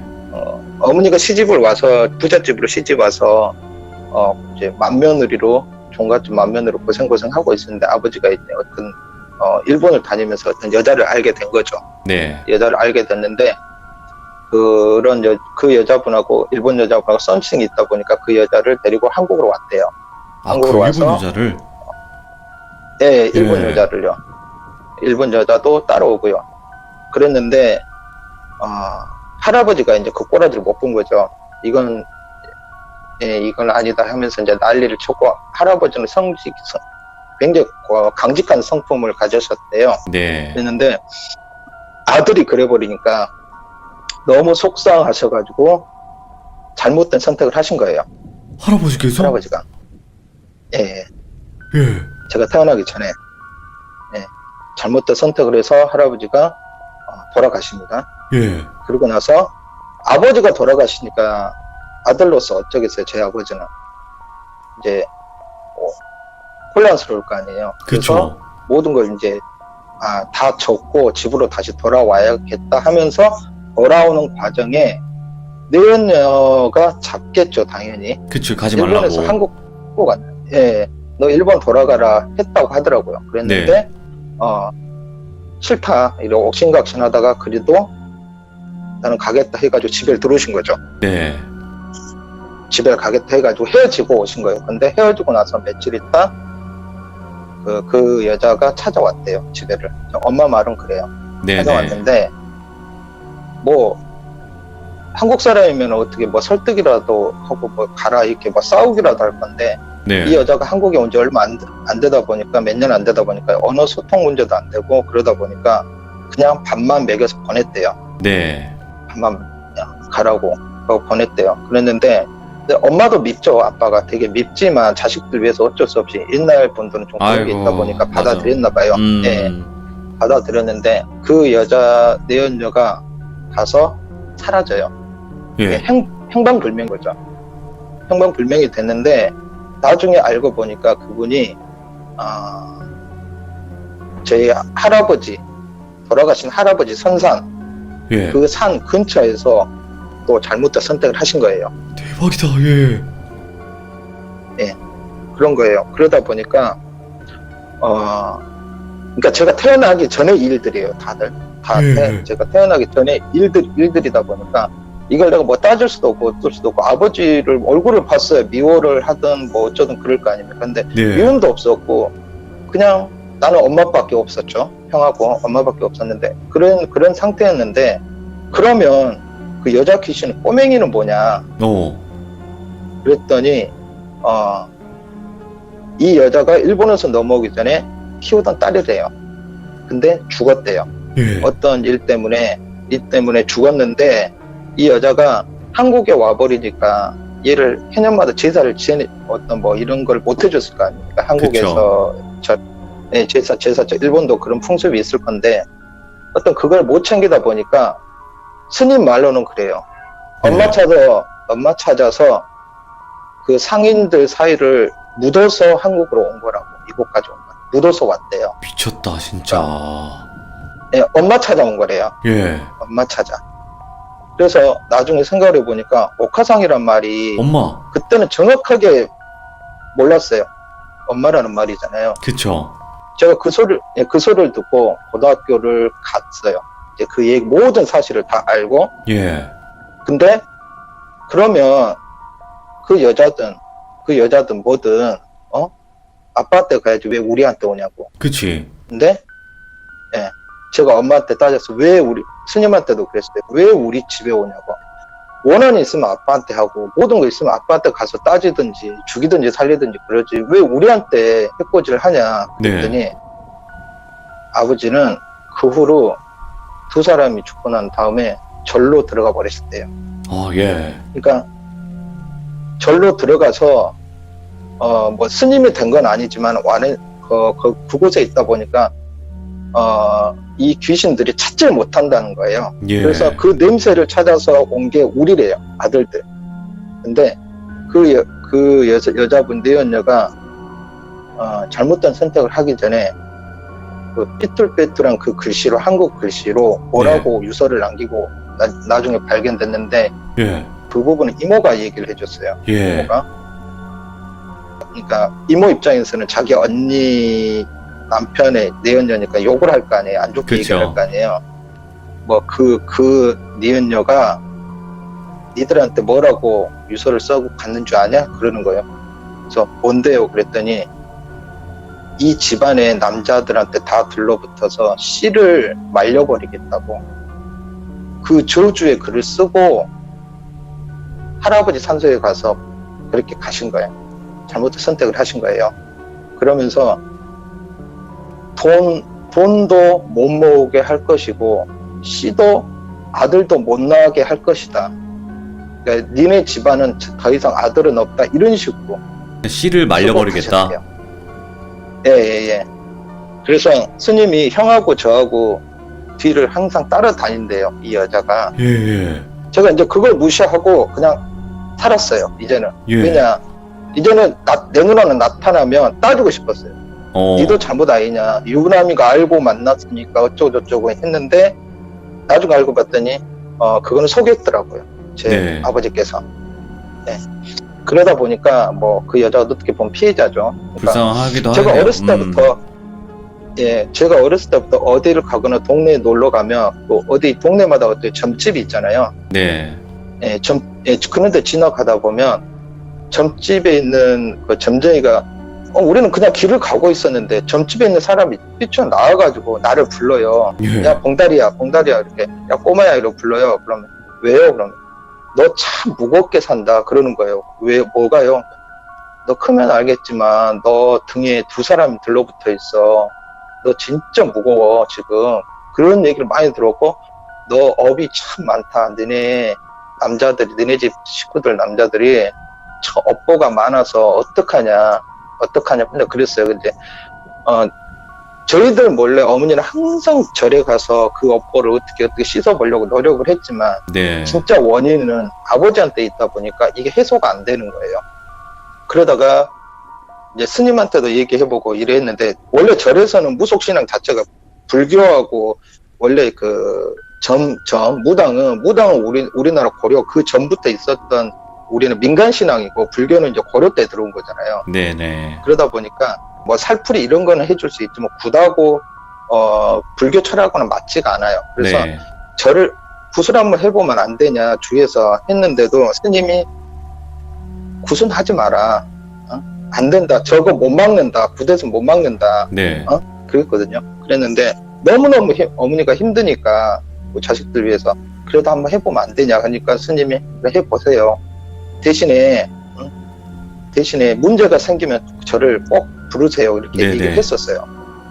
그래가지고 이 집에서 마지막 그 비극의 씨앗이 다시 하나 시작되는 게 어떤 무당을 섭외를 했는데 예. 그 무당이 저희 동네에서 굉장히 잘 나가는 무당이었어요. 나이가 그때 당시에 70 정도 됐는데 저희 바다가 가깝다 보니까 용왕신을 모시고 있었고 오. 그 무당집 마당에 가서 어렸을 때부터 많이 놀기도 했어요. 예. 그러면서 저한테 맨날 야 봉다리야 너 괜찮냐? 그 소리가 뭐 안 보이냐 이런 소리였는데 저는 제 안부를 묻는 줄 알고 괜찮아요 하면서 마당에서 놀고 용왕신 보고도 뭐 어쩐다 저쩐다 이들하고 그렇게 놀았던 놀이터죠. 뭐 네네. 동네마다 다 대문을 열어놓고 사니까. 근데 그 잠재 그 무당 분이 이제 무당을 저희들이 이제 섭외를 해가지고 그분이 오셔가지고 일단 뭐 이렇게 본격적인 굿은 아닌데 큰 굿을 해야 되는데 본격적은 아닌데 이제 어떻게 보면 사전 답사 예행 연습 비슷하게 예 이제 그 어떻게 보면 테스트를 해보는 거죠. 이 귀신이 얼마나 센지 어쩐지 네. 그걸 해보려고 했는데 무당을 둘을 더 불렀어요. 그러니까 신딸 2명이 오고 그 다음에 여러 명 오고 굉장히 많이 왔었어요. 그래서 동네 사람들은 못 오게 했어요. 하지만 엄마가 들어오지 말라고 했어요. 그리고 형하고 저하고 불러놓고 이제 사전 답사를 해요. 사전 답사를 하는데 이제 막 답사를 하는데 신딸들이 네. 엄마 못하겠어 이러는 거예요. 숨이 막혀서 못하겠다고. 이 냄새 어떡할 거냐고. 그래도 한번 해보자 설득을 해서 하는데, 그 신딸들 중에 지금으로 치면 한 30 중반에 40대 후반 정도 되는 분이 키가 굉장히, 여자분인데 어깨도 넓고 키가 굉장히 컸어요. 예. 근데 그분이 코피가 나는 게 아니고 그냥 코에서 그냥 피가 팔팔팔 쏟아질 정도로 그냥 나오는 거예요. 와. 그러면서 앞으로 쓰러지더라고요. 그러면서 예. 안 되겠다고 뒤로 이제 물리고 이제 계속 테스트를 하는데 됐다고, 알겠다고, 그래가지고 옮깁시다 해가지고 날짜를 잡았어요. 뭐 손 없는 날 뭐 예를 들어 해가지고 좋은 네. 날 잡아가지고 날짜를 딱 잡았는데 하필 그날 비가 왔어요. 비가 와서 얘네들 보내야 되니까 뭐 이렇게 준비하고 진짜 음식 많이 엄청 준비했어요. 제 네. 기억으로는 엄청 준비해가지고 집에서 하면 안 된다 해가지고 어디로 갔냐면 그 용왕신 동네에서 이렇게 배 나갈 때 하면 그쪽에서 하면 또 이게 부정 탄다고 그래가지고 갯바위 쪽으로 가가지고 네. 했어요. 굉장히 크게 이제 준비를 하는데 저하고 형하고 앉혀놨는데 형이 하도 괴로우니까 고등학교를 다니면서 교회를 다닌 거예요. 예. 어떻게 자기는 어떻게 나름대로 그걸 어떻게 자기는 버텨보겠다. 근데 형은 그렇게 많이 보이지가 않아요. 그런 것들이. 단지 일이 잘 안 되고 뭐 이럴 뿐이지. 근데 아들들 2명한테 해줘야 되니까 이제 그렇게 형을 고집 피우는 거 설득을 해서 갔어요. 그러면서 그날 굿이 한 6시간 정도 했어요. 6시간 네. 정도. 모두 다 지치죠. 저도 지치고 난리가 났었는데 저는 그때 그 대나무를 왜 그렇게 흔들리고 그러는지 저는 처음에 이해를 못했어요. 아, 그 무당이 손잡고 막 흔드는 거? 네, 아니 근데 나중에는 이게 손으로 잡고 흔들면 네. 어떻게 보면 사기죠. 근데 그 몇 개를 꽂았어요. 바이트에다가 꽂고 구슬하는데 그날 비가 부슬부슬 왔다고 했잖아요. 추우니까 불을 피우고 부슬부슬 비가 오는데 민간신앙에서 그 보면 하늘에서 어떤 신이 내려올 때 대나무를 타고 내려온다고 그래요. 그래서 네네. 어떤 망자를 부를 때 뭐 할 때 대나무를 같이 이렇게 하는 게 그래서 대나무라고 그러는데 그날 대나무가 몇 개를 꽂았는데 그 대나무가 다 쪼개져 버린 거예요. 그 자리에서. 예. 다 쪼개져 버리고 그 무당분이 70이 넘으셨는데 진짜 피토하고 진짜 난리 났었어요. 와. 그래서 신딸이 더 이상 여기서 하면 우리 엄마 죽으니까 여기서 그만하자는데 그 무당분이 끝까지 지금 질러놓은 거 지금 멈추면 안 된다. 더 우리가 당한다 했는데 결국 끝을 못 냈어요. 네. 그리고 마저 해야 된다 해가지고 3번째까지 했지만 그것도 못했어요. 그리고 그 마지막 구슬하고 그분이 그 무당분이 어느 날 갑자기 그냥 마당에서 그냥 심장마비로 돌아가셨어요. 마당에서. 와. 사인은 심장마비라고 하는데 예. 온 몸이 짐승한테 뜯긴 것처럼 손으로 긁거나 뜯긴 것처럼 그렇게 보일 정도로 온 몸이 피멍이 들어있었어요. 그리고 그 용왕신 모시고 있는 그 방이 다 뒤집어져 있고 예. 그 용왕이 거꾸로 돼 그러니까 앉아서 이렇게 있어야 되는데 이게 거꾸로 돼 있는 거예요. 미쳤다, 또 거꾸로 진짜. 세우기도 힘들 건데 그렇게 돼 있고 집안이 난리가 났었어요. 그 집안이. 근데 그 무당의 손자가 저한테 1년 후배거든요. 예. 그 1년 후배인데 그 친구가 저한테 그러더라고요. 네가 우리 할머니 죽였다고. 너네 집안이 우리 할머니 죽였다고. 원망이 오죠. 그치. 예. 그게 나중에 알고 봤더니 잘못 건드린 거예요. 네. 이게 붓으로 해결할 수 없는 악귀인데 맞아버릴 거죠.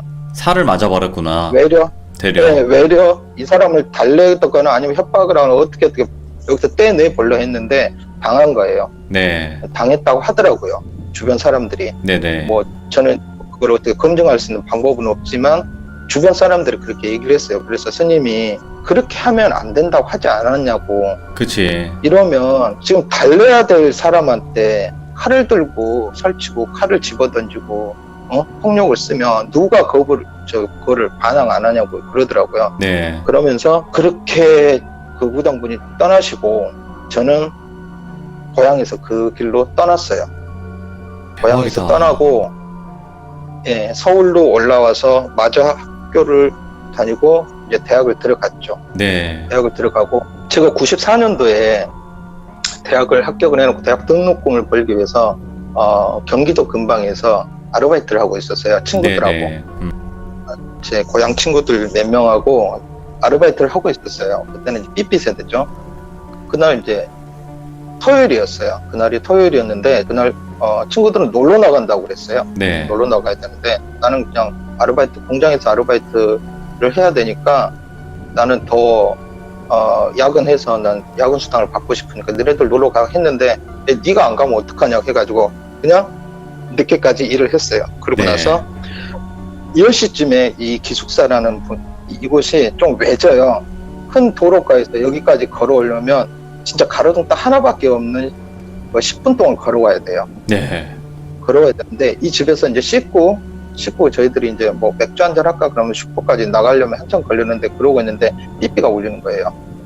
삐삐가 막 울리길래 이거 뭐지? 이러고 봤는데 친한 친구들 이렇게 삐삐 뒤에 은어가 있어요. 앞에 번호를 찍고 뒤에다가 급하면 188이라고 찍어요.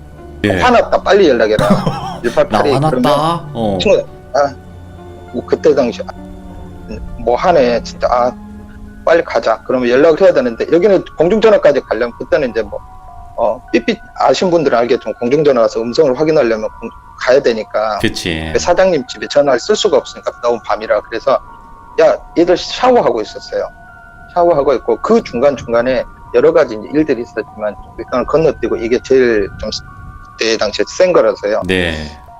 그 친구들은 마저 씻고 있고 야 나 누구한테 연락 온 것 같아. 누군지는 모르지만 누구한테 연락 온 것 같아. 근데 그때 당시에 우리가 잘 가던데 신촌에 무슨 나이트가 있어요. 그때 당시에. 네네. 있는데 그 근처 번호인 것 같아요. 그쪽에서 자주 치니까 친구들끼리. 그래서 야, 나 삐삐 좀 확인하고 올게. 그러니까 애들이 샤워실에서 그래 했는데 이 집하고 저 가로등 사이가 한 50m 정도 돼요. 네. 50m 정도 되는데 제가 뭐 산디다스 슬리퍼를 신고 뭐 딸랑딸랑 이제 가고 있었어요. 담배 하나 불고 랄랄라 이러고 가고 있는데 저 가로등 밑에 그러니까 가로등이 어떻게 생겼냐면요. 요즘처럼 큰 그렇게 화려한 가로등이 아니고 전등이 있으면 그걸 감싸고 있어요. 뭐가 네. 이렇게 감싸고 있으면 앞에는 밝지만 바로 밑에는 조금 어두컴컴해요. 네. 뭔가 서 있는 거예요. 근데 이 코너에서는 이 집 기숙사 여기밖에 없단 말이에요. 근데 저게 뭔가 서 있으면 순간 또 걔구나 라는 생각이 딱 드는 거예요. 예. 걔구나 라는 생각이 딱 들었어요. 그래서 걸었어요. 계속 걸어서 10m 정도 앞에까지 딱 갔어요. 갔는데 제가 그 자리에 서가지고 쳐다봤어요. 예. 그러면서 왜 또 나타나냐고 내가 그랬어요. 왜 또 나타나냐고. 왜 이제 그만 좀 괴롭히라고 왜 또 나타나냐고 그랬더니 그 생김새가 누구였냐면 처음에 봤던 그 목에 긴 그 모습이요. 목화상? 네. 처음에 엄마 내 연자 모습 그때 봤던 그대로 그 모습 그대로인 거예요. 와. 그대로인데 제가 그랬어요. 여기까지 쫓아왔구나 속으로 그랬어요. 예. 나 이제 얘한테 벗어날 수 없는 건가 이 사람한테. 제가 그러고 있는데 느낌이 얘는 나를 협박하러 온 거나 어떤 괴롭히러 온 게 아니고 뭔가 지금 말을 하고 싶은 거예요. 그때가 제가 딱 20살 때거든요. 네. 근데 아버지가 제가 집을 나오고 20살 때 집으로 들어오셨어요. 그때까지도 저는 아버지를 사진으로 봤는데 실물로 본 적이 없었어요. 예, 예. 그래서 이제 이 귀신이 저를 이렇게 쳐다보면서 뭔가를 얘기하고 싶은 거예요. 뭔가, 네. 그러니까 느낌이 저만의 느낌이었는지 모르겠지만, 뭔가 저한테 원하는 것 같았어요. 그래서 제가 그랬어요. 어떻게 해줄까? 어떻게 해줘? 나 못해. 아무것도 못해. 해줄 수 아무것도 없어. 그랬더니 말은 안 해요. 네네. 말은 안 하더니 그냥 고개만 왔다 갔다 하니까 그러면서 제가 그랬어요. 가달라고. 그리고 내 앞에 나타나지 말아달라고. 그리고 당신이 원했던 그 남자 시골집에 있으니까 그리 가라고. 그리고 나서 제가 정말 미친놈처럼 뒤돌아서서 집을 향해 뛰었어요. 네. 이제 슬리퍼가 다 날아갔죠. 그러면서 친구들을 불렀어요. 야, 야 하면서 얘들아 하면서 누구야 누구야 그리고 소리를 지르니까 얘들이 창문을 다 열어보면 1층이니까 창문을 열어보면 왜 그랬더니 저거 가르쳐 줬어요. 네. 그러니까 친구들이 창문을 열고 얘들이 놀래가지고 이제 보이는 거예요. 거기에서도 와. 보이는데 웃긴 게 뭐냐면 그 귀신이 왼쪽에 빗으로 오고 제가 써놨는데 깊이가 한 2m 정도, 폭도 굉장히 넓어요. 거기 네. 공사 중이어가지고 아직 뭐 어떤 펜슬도 없고 그러는데 그 옆에 왼쪽이 다 옥수수 밭이에요. 예. 사람이라면 빠져야 정상인데 거기를 그냥 왼쪽으로 싹 그냥 뭐라고 그래야 돼? 그냥 가는 거예요. 공중에 떠서 가듯이. 친구, 예. 친구 둘, 저 동시 세 명이서 그걸 보게 된 거죠. 그러면서 제가 그랬어요. 진짜 이걸로는 나타나지 않았으면 좋겠다. 네. 제발 그랬는데 제가 그 말 하고 있는 도중에 쓱 가더니 고개를 돌리는 듯한 모습으로 저를 이렇게 쳐다보는 듯하면서 섰어요. 한번 네. 서서 저를 이렇게 쳐다보고 그 자리에서 그냥 좀 가더니 옥수수밭 사이로 사라져 버렸어요. 네. 그리고 나서 그 아르바이트 공장 자리를 다 그만두고 친구들하고 도망을 나왔죠. 도망을 네. 나왔는데 어제 전화 왔는데 생각을 해보니까 어딘가 해가지고 전화를 해보니까 거기는 그냥 가정집이에요. 예. 가정집이고 뭔지는 모르지만 그 가정집에서 전화를 어제 한 적이 없대요. 삐삐를 쳐본 적이 당신들도 모른대요. 오, 대박이다. 그래서 그 삐삐 번호를 다시 한번 받고 다시 몇 번을 전화를 했어요. 예. 진짜 이런 적 없느냐? 없다고. 근데 우리 친구들끼리 쓰는 뒷번호 188이라는 건 우리 친구들만 어떻게 보면 암호인데 거기에서 쳤다. 예, 그래서 너무 어이가 없어가지고 제가 그랬어요. 제가 사연이 있어서 그런데 혹시 사장님 아저씨 계세요? 그러니까 있는데 왜 그러냐고요. 그 직업이 혹시 저기 하시는 건지 제가 물어볼 수 있으니까 굉장히 불쾌하더라고요. 네. 제가 사연이 있어서 그럽니다. 그랬더니 이런저나 당신 말고도 1년에 몇 번씩 온다고 그러는 거예요. 그랬더니 그분 아저씨가 장의사예요. 네. 장의사 일을 하신다고 그러더라고요. 근데 지금 생각을 해보면 저를 밖으로 하기 위해서 어떤 그런 저기가 아니었나 싶기도 해요. 그러네요. 그리고 한 가지 더 말씀드릴 수 있는 네네. 게 그 여자 뜻대로 됐어요. 형은 결혼을 못 했고요. 예. 저는 딸만 낳았어요. 아들 못 낳았어요. 저희 종갓집이어서 예. 저기를 해야 되는데 그러니까. 형은 불임이에요. 예. 형은 불임이고 저는 딸밖에 못 낳았어요. 그리고 저도 딸 놓고 나서 더 나면은 뭐 아들 낳을 수도 있겠지만 정말 대를 이을 수 있는 핏줄은 끊겼어요. 저희 집에서는 이제 더 이상. 예. 네. 그리고 뭐 이게 첫째 딸은 괜찮은데 둘째 딸이 태어나고 나서 허공에서 뭔가를 뭐 이렇게 보고 그랬던 얘기는 다음에 또 기회가 되면 또 해드릴게요. 아니, 봉다리님, 잠깐만. 일단은 다음번에 네. 해주실 이야기도 어쨌든 다른 별개의 에피소드인 거죠? 제가 이걸 보게 되면서 네네. 군대에서나 아니면 이렇게 제가 교통사고로 6개월간 병원에 입원했던 것도 이 영가 때문에 그렇게 된 거거든요. 제가 그 교통사고를 났을 때 전혀 사고 날 수도 없는 사이인 그 도로에서 이 여자가 나타나고 나서 정말 어이없게 눈 뜨고 제가 가서 때려고 갔어요. 차를. 제가 20살에 면허를 따서 지금까지 무사고였거든요. 예. 그런 일도 있었습니다.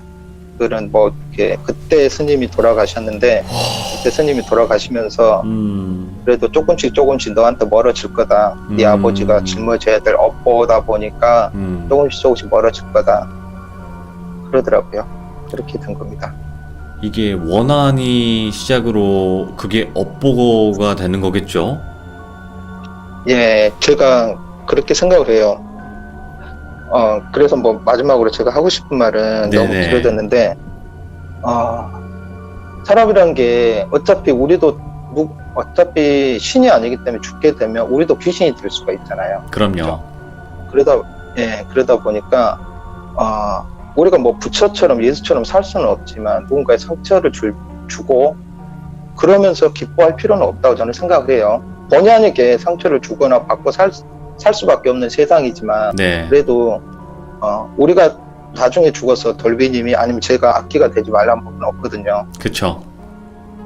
네, 그래서 그런 업보를 쌓으면 돌비님이 결혼을 하거나 아니면은 제 자식들한테 갈 수가 있다는 거죠.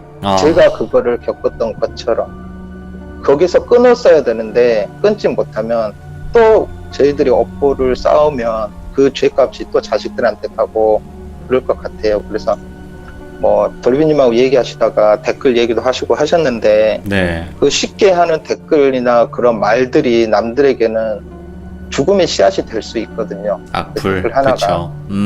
예, 내가 마음이 약해져 있고 내가 심신이 지쳐 있고 정말 귀신을 볼 수 있을 정도로 진짜 몸이 취약해 됐을 때 그 나쁜 말 한마디 몇 마디가 그 사람을 그래 그러면서 그 어떤 시발점이 될 수가 있으니까 그런 부분들을 조금씩 자제하고 살았으면 좋겠어요. 명언입니다. 많은 나이는 아니지만 그런 진짜 생각을 해보네요. 요즘 세상에서는 정말 필요한 말이에요. 왜냐면 그런 것 같아요. 뭐 입으로 하는 말도 업보가 될 수 있겠지만 손으로 쓴다고 해서 그게 말이 아닌 건 아니거든요. 그쵸? 그럼요. 결국 입에서 모든 죄악은 시작이 되니까 그쵸. 예, 조심해야 될 것 같습니다. 일단 오늘 얘기는 진짜 말이 안 나와요. 저는 감히 말씀드릴 수 있지만 진짜 울트라 초특급 슈퍼 레전드예요. 돌비님이 걱정해 주신 것처럼 저도 고민을 했어요. 네. 저희 지배한 내력이고 그쵸. 제 아버지 치부를 드러내는 일이고 지금까지 제가 나이가 먹고 결혼을 하고 자식을 키우다 보니까 아버지하고 화해 같은 화해는 했어요. 완전하게 화해를 하지는 않았지만 예. 그래도 부모다 보니까 애증이란 게 있잖아요. 그쵸. 동전의 양면처럼 용서가 안 되는 부분도 있고 용서를 할 수밖에 없는 부분들이 있고 그런데 제 아버지의 치부를 제 이런 치부를 드러내면서까지 얘기를 하는 이유는 아까 좀 전에 말했던 그런 것들 때문이에요. 그리고 그쵸. 제가 이 마음속에 이런 것들을 다 담고 있다 보니까 음식처럼 감정도 외부에서 들어오면 배설을 해야 되거든요. 밖으로 그 집에 던져야 돼요. 안 그러면 네. 내가 병이 들거든요. 그래야 돼서 이거를 풀 곳을 찾았어요. 그래서 항상 제가 수첩에다가 그런 일이 있을 때마다 적었어요. 네. 제 수첩이 한 권이 다 돼갔는데 그게 다 이런 얘기들인데 이건 언젠가는 내가 풀어버리겠다 아니면 이걸 누군가 얘기를 해버리고 다 태워버리겠다 이런 생각을 항상 하고 살았었는데 이렇게 좋은 기회가 돼서 너무너무 감사해요. 제가 지금 그 단순히 시들무라는 이 컨텐츠를 위해서가 아니라 정말 내가 몇 년이고 계속 담아왔던 그 수첩의 내용을 다 풀어버리고 불태워버리시겠다. 정말 영화 같은 일이네요. 네. 지금 이거. 제가 와이프한테도 얘기 못하는 게 제 와이프는 종교가 없어요. 예. 그리고 저희 집안에 대충 아버지가 예전에 그런 일이 있었다는 것까지는 알지만 이런 내용까지 다 알게 된다면 정말 가슴 아파하고 힘들어할까봐 말을 못하겠더라고요. 숨기고 살고 있습니다. 그렇게. 모르겠어요. 이제 나중에는 와이프분이 언젠가는 이 일을 아시게 될지 모르시게 될지는 그거는 모르겠지만 충분히 저는 이해를 해줄 수 있을 거라고 생각을 해요. 와이프분도. 예. 정말 그리고 고생 많으셨다고 한번 안아주실 거고. 그쵸? 네. 진짜 고생 많았어요 여보 하면서 이제 한번 안아주실 거고 진짜 너무 감사합니다. 오늘 용기 내주셔서 봉다리님. 아니요, 아닙니다. 제가 이렇게까지 해주셔서 저는 돌비님한테 좀 감사드려요. 아, 아닙니다. 아이고. 얼마나 많이 힘드셨겠어요. 이거 얘기하시기 전까지. 예. 너무 감사드리고. 알겠습니다. 그 좋은 컨텐츠 되시고요. 구독자 많이 늘게 제가 소개 많이 할게요. 감사합니다. 좋은 밤 되시고요.